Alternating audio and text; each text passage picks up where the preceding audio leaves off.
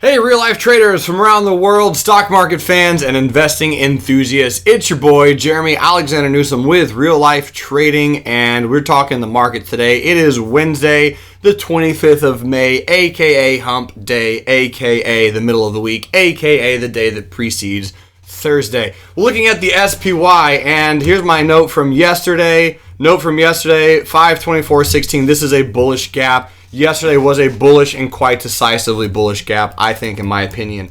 Nice black candle, gapped up, clearing the hourly wicks, clearing the short-term resistance. You got a little morning star reversal pattern right here for my candlestick fans. And SPY is trading higher. So today is actually a bullish retest gap, right? White candle gapping up. So I would not be surprised nor shocked if you get a little selling tomorrow / Friday, and then we bounce a little bit higher and trade into 213. As you guys know, been looking for SPY to continue higher. I want to go, and I would like to go to cash up here in the 213 area. So a 213 covered call for June makes loads of sense. If I get exercise up there, awesome. I think that'd be really cool if that can transpire. So realistically on the SPY, still hanging out. Nice little break out of this triangle pattern, and I think we're trading up just a little bit higher. Here's the Qs. So here's some QQQ. And the Qs looks a little bit like a double bottom, honestly. Small double bottom, again, bullish gap and go. This would be the neckline, so if it does retrace, if you're not in, and it does pull back to that area and you're looking to buy the dip, and then it continues higher, awesome. I think that makes a lot of sense. Here's your weekly chart, and the long-term moving averages on the weekly, as mentioned, is kind of what's propping this move up. So trade higher, here's your pullback, 3 weeks of sideways movement and a little bit of a pop out there. Would make sense to me if the Qs and the kind of the general market does continue a little bit higher. Here's your Dow Jones ETF. Nice candle on the Dow Jones on the weekly. Some nice gaps coming in here.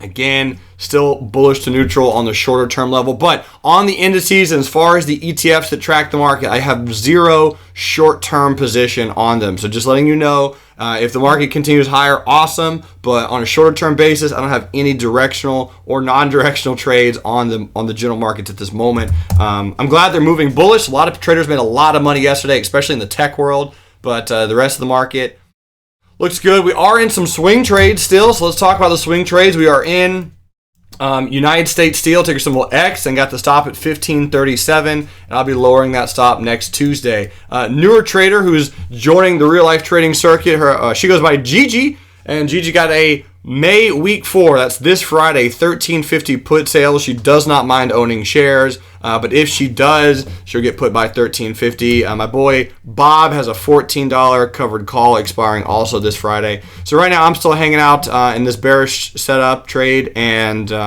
probably moving the stop down to here at some point next week. Here's your exponential moving averages. It's about to come into the 10. Volume is declining. It looks like a flag to me, and I would hope / anticipate it rolls over just a little bit. The 2 bullish swing trades that we are in, number 1 is Pandora. This is the setup right here, 1081 by 1030. Made a little bit of a higher high and a higher low. Yes, a little bit of a bearish candle today, I agree. Good bullish gap and go right here. And as long as these moving averages can get nicely above our stop, I think Pandora could trade down into the moving averages and bounce. At least that's what I'm kind of hoping for. So that's Pandora. And of course, most of you are aware of Tesla. Tesla also triggered in bullish. So those are the bullish trades. Alibaba today had a really good move. This is a very rare scenario. So again, one really good trade a month can make your month as a day trader and really sometimes as a swing trader. Alibaba might have been it for me today. I'm going to have to show you my boy Justin Linderman's thought process this morning. This is a really, really good shout out. So thank you, Mr. Justin Linderman. So this is a GroupMe application. This is what we use to chat with our traders via cell phone and text messages, all that kind of good stuff. So anyway, where are we going? 7:42 a.m. So Justin says, I'm in all-day meetings and might have to step out to trade this bearish Baba gap and go, trapping everyone who went confirmed bullish yesterday if it opens below 79. And I mentioned agreed, a surprising and nice gap on Baba. Just a few minutes later, there was my post on Baba on our trade setup. You can click the link, and this is what it looks like. So I got in at a limit sell at 79.07 with the stop at 79.41. Let's talk about just for a little bit why. So here's the 5-minute chart. Obviously, if we're looking at, I'll go back to the daily really quick. Let me look at just the candles, and let's talk about this gap really quick for just a moment. Just like Linderman said, this is a bullish confirmed candle. You can look at that candle and you can say for sure people bought in bullish yesterday. How do you know? Well, it's a bullish candle. It had really good volume. It closed above resistance. It's a nice long day white candle. People bought there. If it's a white candle, you can guarantee that people bought. Well, it also, the open and the low of the day were almost the exact same. So it was almost a shaved bottom candle. So anyway, this was a bullish confirmation candle for most. And the fact that it was opening below the low was trapping some people. So what I was doing is I was actually watching this pre-market. I came over here pre-market. So let me hide all my drawings here for just a moment. And this is kind of what I was noticing. So this was pre-market. Notice a little bit of a triangle. And this is how we play pretty much all the time in the afternoon room. Triangle pattern. Pre-market looked like that. I thought to myself, okay, if it breaks down pre-market, which it's doing, I'd like to short the retest and place the stop above the pivot. That was exactly what I was thinking. This trade, had it not been pre-market, we've done that exact trade countless times in the morning trading where we have the triangle pattern, it breaks down, and we look to short the retest, and boom. So if I turn the drawing back on really quick, here it is. Here's the drawing. So the limit sell was 79.07, so pretty much right at that resistance with the stop above this pivot. So there was pivot 1, there was a limit sell, and I would still say unfortunately, but fortunately I very rarely, well, let me try to get my thoughts together. I very rarely take a trade this well in the first 7 minutes of the market. I'm usually a really good afternoon trader. There are a lot of other good traders out there in the pre-market and the first 6 or 7 minutes. I'm usually not one of them, but I got lucky today. Sometimes it's better to be lucky than good. So got a limit sell here. Stop was here. 3R came in about 8 minutes, and then it traded down to the target, which was the 50 exponential moving average on the daily chart. 3.7R in about 10 minutes. Felt pretty good. I felt kind of like Maria up in Toronto. That's usually how she rolls. So right now, if I was looking at this analysis, what next? Well, at this exact moment in time, you can see that there is a little bit of a support resistance right here. We did just now retest, again, pretty much the same pre-market support. So boom, boom. We just retested it and failed again. You have a little bit of a short-term support right there. So if that were to break down here with a stop right about there, target, same exact one, probably what we'll be looking at in just a few moments in the trading room on Alibaba. So again, that's the only trade I've made today. I'm not allowed to take any more day trades because my trading plan stipulates if I get 3R in the first 30 minutes, which again has not happened very often or very frequently, then I'm done for the day. So I'm done for the day. Alibaba, one and done. Yesterday was Designer Shoe Warehouse, ticker symbol DSW. Phenomenally strong bearish gap and go yesterday on the day trade. That was my one and done for about 1.8 on Designer Shoe Warehouse. Shout outs to a few traders who are trading Tiffany's right now. Here's ticker symbol TIF. Nice little bearish retest gap.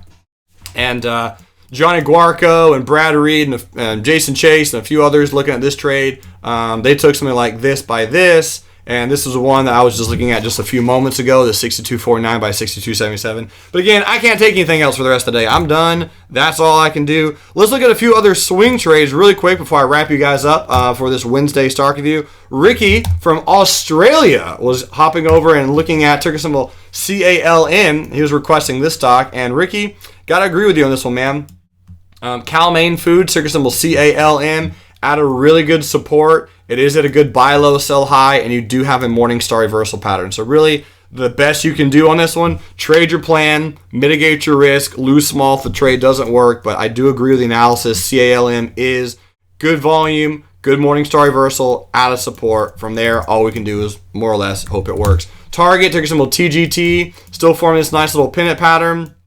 For those in bullish, volume is declining. Keep waiting. If it bounces bullish, to start slowly moving up your stop to lose small if it does, in fact, roll over. And let's look at 2 or 3 gold stocks. So ticker symbol ABX. Looking a tad bearish recently. Here's a little bit of a double top on ABX, and it kind of closed below the neckline, and today it looks a little bit like a retest. So both gold and silver are pulling back a little bit, and here's why. So I mentioned this about a week ago.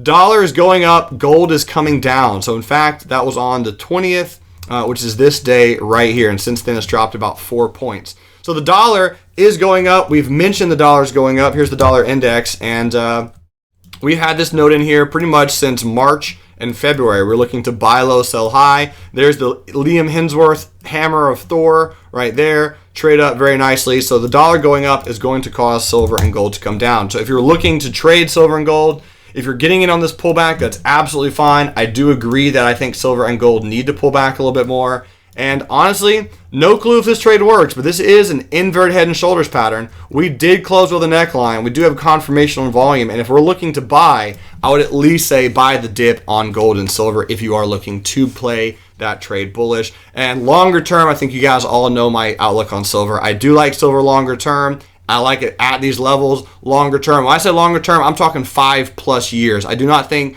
right now silver and gold are prepped for any short-term directional swing trades that I'm really excited about. I don't think they're going to be paying my mortgages anytime soon. So I'm buying physical silver. I got 4 more coming, 4 more bars coming, I think tomorrow actually.